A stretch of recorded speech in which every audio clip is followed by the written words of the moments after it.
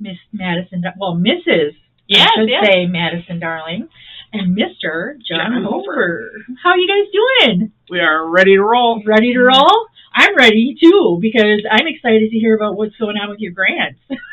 Yeah, we were here just in February to talk about the opening of the grant cycle, and now we're here to talk about the end of it. I know. Everybody's going through their cycles and schools and this and that, and it's like, oh my God, I can't even believe it that we're at this, like, May's almost over with. Oh my goodness. It's insane. But anyways, you've completed your, cycle of grants for the community. How does that process work? How do people go about doing that? Well, every foundation does a little different, but every foundation does a little the same. Okay. And so we're like that. We have a targeted audience. We aren't a community foundation. Mm-hmm. So first and foremost, it's organizations, nonprofits that'll help us accomplish our mission, which is to improve the health of our community. Oh, absolutely. And we use the Community Health Needs Assessment as a guide for our grant making. And you remember we've talked with you before about it. And the Community Health Needs Assessment, just thank you to all the residents and key leaders in our community that helped us have such a large response rate.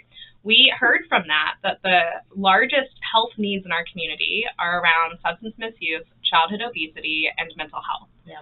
And for health behaviors. And so our grant making focuses on reducing those as barriers to flourishing and thriving for health in our community. Gosh, yes, totally. So if you're an organization, and that was one of the things you were trying to improve upon, you were eligible for our grant cycle. But we narrow it down a little bit more. How? Because there are many ways to address those three topics. Okay. But the Community Health Needs Assessment, thankfully, people share proposed solutions, and we look at evidence-based methods for addressing those areas. So we fund those three topics from a prevention and promotion standpoint, primarily focusing on youth, those 0 to 18 in Marinette and Menominee counties. So let's say that we have an organization called Melissa Improves the Health of the Communities.org. Got it. And you want to get some funding support for a program you're doing, Better Health Through Listening to Radio. Ooh, intriguing. Yeah. What you do is you would have signed up for a concept call on our website, or you would have come to our How to Write a Commencement Grants Application event. So we both did fundraising, and when I came to this side of the grants application, I realized I did everything wrong in applying for grants. Oh, no. And I wish someone would have told me. So we are telling you. So you would have come to that event, you would have asked questions of our board panelists that were there, and you would have had a concept call. Okay. We would have talked for 30 minutes on Zoom. I would have learned more about the program, and we would have determined if it was aligned with our funding criteria. Because So after your call with Madison, after your concept call, Madison says, Matt, this is intriguing. Our board should have a chance to hear more about what you're saying. Yeah. And so she would give you a code. Yes, and John said something really important, which is our board sets the criteria. So they set a criteria for funding, and we carry that out through this means. So I would have given you a code, and you would have gone onto our application platform, which is available online, and you would work on the application. And let's say that you were stuck and needed a veteran's input on it. Yeah. You could also bring Jim Callow in on it, because folks can collaborate on the writing. Like so it wouldn't have to just be Melissa. It'd be bringing in an outside expert like Jim. I don't know, you want to bring in Chuck. But, Jim certainly. Well, let's say you and Jim still get a little bit stuck. You'd reach out to me with a question, and we would talk through it and help you figure out kind of what you're trying to say or what we're asking. Okay. And at the end, you click submit, and then we do an internal staff review. Just make sure that everything's complete. You didn't click submit before finishing off an answer or forgot an attachment or anything like that. And then it goes to our board for review. So suddenly you're one of these finalists that made the cut and are a qualified organization. You have to be located in Marinette County or Menominee County. You also have to be a 501c3 nonprofit, whether that's an organization, a church, a school, a government. Cannot be for-profit. Right. And can't be any of the other type of 501c organization. Okay. So within other applications, like from the DAR or from the rec center, there pops up on the mic. Better Health Through radio listening. See? So all of our board members have an opportunity to review all the grant applications because our board makes the decision. We have 13 incredible board members that are members of this community, and they are trained up on how to govern a foundation as well as how to make these grant decisions in alignment with the criteria they set. So they all review it, and then we have a grant review committee that meets and kind of starts to pour through it and look at where the direction is going. We did try to get one of the grant review committee members here, but I think the live radio piece I think it kind of throws them off. Yeah, a little bit. Scares them a little bit. It's not that bad. Well, we told them that. But they do a great job. And after we have they make recommendations to our board, and then our board meets and they review and make the final decision. Okay. So we finish that up, and after we have the decisions, John and I move on into notifying all those who applied. Yeah. So you submitted that grant application. You're waiting. You're looking at your clock, wondering. Well, no, you can't. I can't because it's got a bad battery. Oh, no. But all of a sudden, you get the email. Yes. So we send an email that notifies whether you received the grant or not. Okay. And next steps, if any. And included in that email is a link to schedule a post-grant meeting with us. Okay. So we ask everyone who applied to us to meet with us, whether they received the grant or not. And that's where we share why or why not the grant was awarded. Okay. Most of the time, if an organization has to be compliant in order to apply. So we try to head those off earlier. That way, no one wants to spend time on applying if they're not a nonprofit or not compliant in the base levels. But we ask to meet with everyone and share, here's what the board's questions were, or here's what the decision points were, so that way they're either set up better for funding with us in the future or for other funders that we know and we can make connections for. Okay. So she got the grant. On the mic was awarded a partial grant. Oh. We did not allow the mobile truck for going directly to the schools, but we are funding a intern program to help extend a program about health and wellness. That'll appear right This is a fascinating program that you've created. It's a great program. I think we really need to expand on what we're very interested in, though, Melissa, is how you're going to measure the success of the program, because that's an important component of our funding. It really is. Oh, yeah. We have recently, as a foundation, moved into theory of change, and theory of change is a framework for change. How do you know if you're improving the community? How do you know if you're fulfilling your mission? How do you know if you're advancing your desired impact? There are people far smarter than I who have figured that out and given us a nice method to do that by. And one of the things that we're doing is looking at all the grants that we fund through this lens, because we're trying to have a desired impact of reducing childhood obesity or improving mental health or reducing substance misuse. And the way we do that are through evidence-informed granting to evidence-based or evidence-informed programs. But we need indication that that program is being executed in a way that shows it'll have that desired impact. Exactly. And we all are, when you're going through and starting a nonprofit, you're often not trained in evaluation or how to see if what you're doing is working. So we are collaboratively meeting with our awarded grant partners to jointly set output measures. Not onerous, not super burdensome, but just, how do we know you're not guaranteeing an outcome, but how do you know that what you're doing is being Exactly.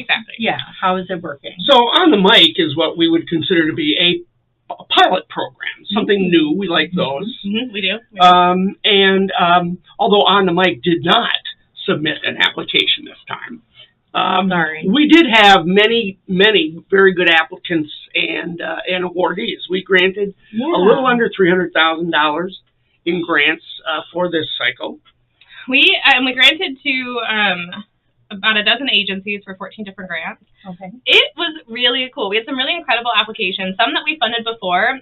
We've this time also awarded youth swim lessons at the River City Community School and at the Marinette Rec Center. Wonderful. Swimming is a lifelong exercise that can, is necessary when we're surrounded by water, but also can help teens and youth be able to be active. It's an outlet too. I was a swimmer, so I competed and did all that stuff, and it was just being in the water and being by yourself and just, Physical activity is beneficial for mental health. Yeah. Well, we also funded a couple of new organizations, which new to us organizations.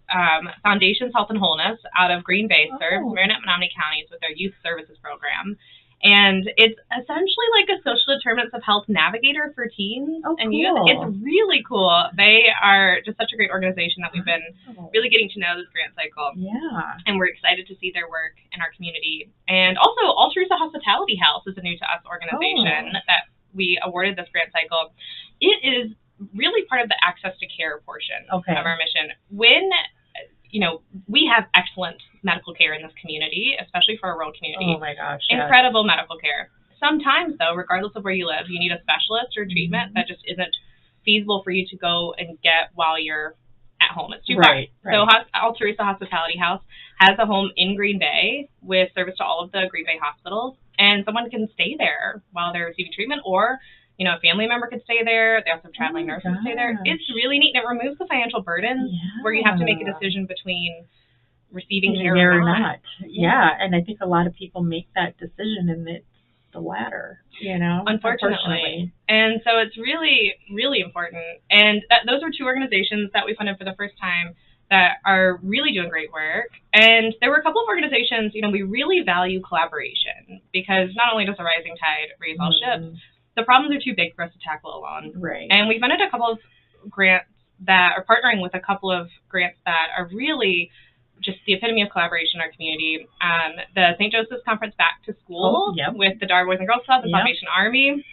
I mean, that day, not only is that program great for family and social support, going there and seeing, 30, 40 organizations that are all there to support the families of our community, so impactful. I know. I've helped with that program many times behind the scenes, not like distributing or anything, but as a, marketing. And on the mic now, and on the can get a booth at that. Yeah. You are now a grantee. They're going to be right back like they were last year. And the Tri-City Event Series. Oh, yeah. That one's great. So great. It changes the conditions of our community to make it so that it's easier to be physically active. Right. And to volunteer. Volunteering is so important for your mental health. Oh, I know. John, are there any other grants? Yeah. Well, the other collaborative that's a little different is the JCI Backpack Program. Because JCI is a for-profit company, high profile in the community, and we contribute to the pantry at St. Vincent de Paul to provide the JCI backpacks with healthy snacks. So that pieces that are a little more expensive and a little more important in terms of that well-rounded. Right. And so that's 600 backpacks a week that are going to 300 that are going to area schools. The St. Joseph's Conference is 600 backpacks. Yeah. Oh my gosh. let's just say that the board didn't grant on the mic their funds because with just some holes in the argument. Yeah. What would that meeting have been like with Melissa? Well, we'd still meet and we'd talk through, why the board decided not to award the grant. And we'd also talk through any resources. When we're reviewing the application, we might have thought, oh, here's a potential collaboration that could work. Or here's another funding source that's more appropriate than us. And so we'd let you know about that one. So we try to make sure that your program is set up for success, even if it's not a fit for us. Because a program that we don't award does not mean it's not worthy. Right. Absolutely fit your it's kind of like radio waves. Yeah. You got to find the right one. One of the things that occurred a few years ago is, and this has been a great help in that regard, is that our grant cycle is on a different calendar than the M&M Community Foundation, the Superior Health, the United Way. I mean, the cycles now are kind of coordinated so that if you miss out on one, and you might have a better chance with another. So I think you should talk to Ashley. Oh, yeah. About, and there might be a conflict of interest. Well, yes. But I'm still going to talk to her. So we can separate. A no doesn't mean no. It means not from us. Right. But there may be another opportunity out there that we can help point you towards. Cool. I love that you guys help. So many people just go into these things blind and they don't know if they're doing it right. Because I've filled out grant applications in the past, and I remember the very first one I did, I was like, what the hell I'm doing, but I'm just going to fill in what they say. We never want that. We never want someone to look at it and say, I don't know where to start. I don't know where to go. I don't know why I didn't get it. We are partners. Right. We aren't able to go do the work at all of the grants that we partnered with, which is why we're able to fund and execute that way jointly. So we really are partners in this work. It's also, we're a nonprofit ecosystem. We're all living in the same community, and it's really important that we're all trying to make the community better, and there's so many people doing such incredible work. And so we want the community to be healthier, stronger, better for everyone. And even if we're not able to do that with our funds, which tend to be pretty narrow, all things considered, we are able to do that through feeding, connections, instructions. Right. And then now, will there be more opportunities this year for grants to apply? We stagger some of our grants, those that tend to be renewals in certain categories. We push out the calendar so that the board isn't necessarily overburdened. Okay. And we never know. We encourage folks that even if we're not on cycle, in fact, we just met with an organization last week who missed the cycle, but still wanted to talk through the possibilities for the future. That also means we know more about them and might find a match for them in the meantime. So just because the cycle ends doesn't mean our conversations do. We're constantly looking for ways of advancing our mission through the good work of others. An important thing to remember about Provident is that we are a private foundation, and so that means we're treated differently by the IRS, and it also means that our funds come from our investments. And so our ability to grant changes on a year-to-year basis based on how the market's doing. And so we were really grateful we were able to grant just south of $300,000 in this grant cycle. So we tend to be a little bit more flexible in terms of what's coming up. But stay tuned. Check out our website. Reach out. Definitely. And over the next few months, instead of just John and Madison, it'll be John and Madison and one of our grant partners. We can talk a little bit more about their experience and what they're doing with the funds and helping us advance our mission. I love that because I like to know what people are doing. I'm a little stay tuned. Stay tuned. Because On the Mic is going to get new life. Maybe I can get a grant. If we're talking about health. I got a thought. All right. Well, guys, thank you so much. Thank you. All right. And everybody else, you guys have a great rest of your day. And if you have questions or looking at granting or receiving a grant or just want to know more, reach out to Provident Health Foundation, ask for Madison or John. Either one will be able to help you out. So check them out online. Facebook, Google them.